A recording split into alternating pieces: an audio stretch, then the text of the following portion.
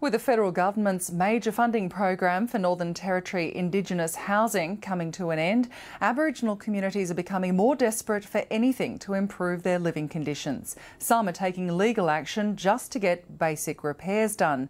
For the people of Elliot, 700 kilometres south of Darwin, the situation is dire. From Elliot, Jane Bardon reports.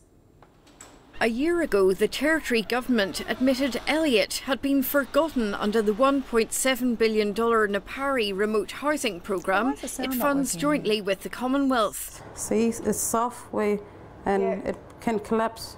The town's residents still live in wretched conditions. Laura Jackson was an assistant teacher before giving birth. I think this house just needs to be bulldozed down and rebuilt a new one. School teacher Heather Wilson is dismayed by chronic overcrowding in most houses. Anybody can climb in there. It looked like we've been downgraded with every Aboriginal housing in the Territory, I might as well say. Youth worker Josh Jackson sees responsibility for children buck past in houses where families are crammed in together. We've got kids going to school hungry and coming to sports and rec hungry because there's nothing to eat back at home. The houses were built by various governments and now defunct Aboriginal organisations. Residents make small payments towards maintenance costs. The Commonwealth has told Elliot to give up on new houses. Elliot was not a part of the Napari program. The Napari contract never has been and never will be. But the local council has refused to back down. There has to be new housing. It's just not up to scratch. There's no new house being built in Elliot for 16 years. And now, in an election year, the Territory government has moved the goalposts.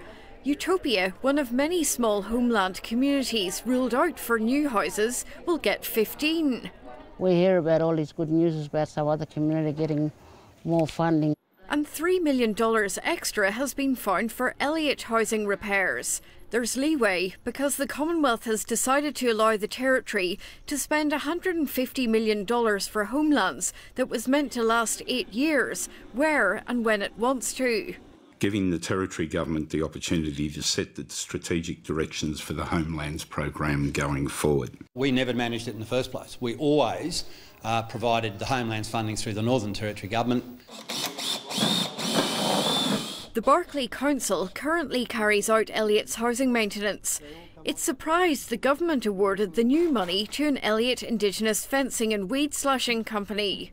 Barkly Regional Council has their own maintenance team in place, indigenous workers, qualified carpenters and apprentices. But the company Triple P is confident it's up to the job. There's 2 qualified builders coming in.